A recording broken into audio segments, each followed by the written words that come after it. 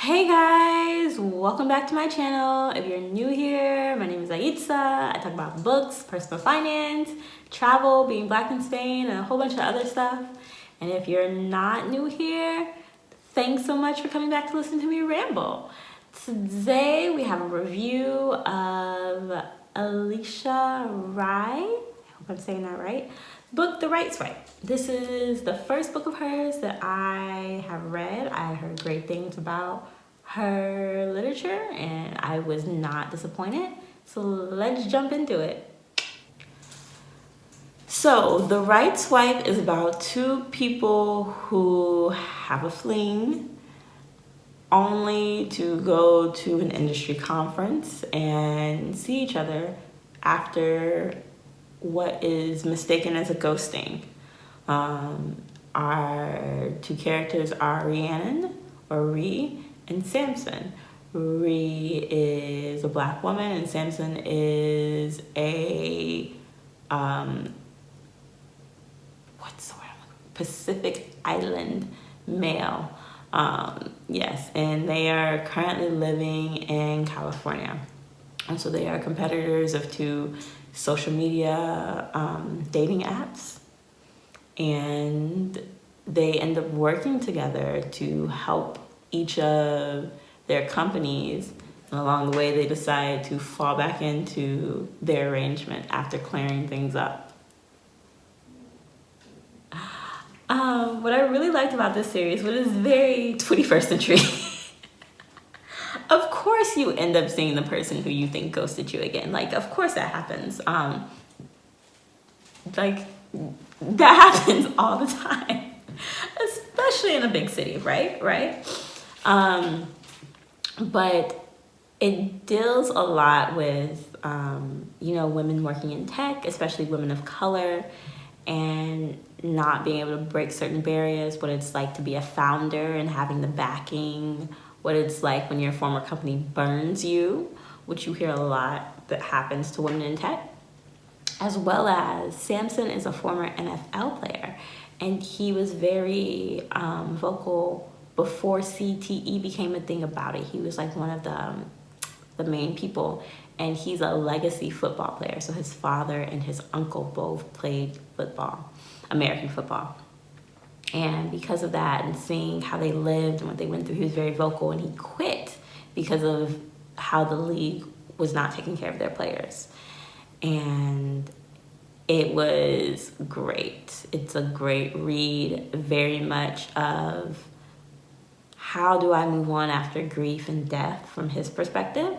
And for her, how do I trust someone again after a bad relationship and having been burnt and not wanting my pleasure to override business, if that makes sense, which is something you see a lot in terms of black women in modern day, and how because it's easier to focus on the business and the professional than to deal with the crap of dating and navigating all this, it will just not do it. But I love having an interracial pairing that did not involve a white partner, because a lot of times when you have interracial pairings, one of the partners is white. So that was very nice and very refreshing. So more POC interracial pairings. And also just looking at dealing with dating apps and hookup culture and the ramifications that can come of that, of what happens if you can block someone before they can message you back and before you exchange numbers. Was it just a misunderstanding? Did they really ghost you? How long do you give someone the benefit of the doubt before you're like, okay, they've blown me off? What if an emergency happens and they forget about contacting you because it's something that truly is an emergency? How do you navigate from that? Because I have had a situation where I matched with someone and then something happened, and something personal happened, and because I didn't respond within the 24 hours of Bumble or whatever, the match expired, and I got it back on Tinder, ironically. But things like that, that's very much how our dating culture is going. My camera died. But that's just something that so many of us are dealing with now. And so I really appreciate the cultural relevance that was brought up in this book. And one thing I really, really like about books is taking things that are from the headlines that we're seeing that's happening, like Me Too, that was brought up, women in tech, that was brought up, football CTE was brought up, and what happens when you are an athlete who stands up for some kind of injustice and you're told to shut up and throw a ball and just play. Sports has always, always been political. It always has been. And to pretend like it isn't and to tell someone to shut up and throw a ball is stupid and dumb. And I think it discounts them and their personhood and what they can do with the privilege that they have because of the platform that they have. And so exploring all that and how it affects players and their families, I really, really just appreciated all of that and how it wove so seamlessly into each other, into the lives that they wanted to have, and dealing with and working together and not wanting to cross boundaries, but then crossing them and things being put on the line and learning to trust again. So it was really, really well written, and I'm excited to read more of her work.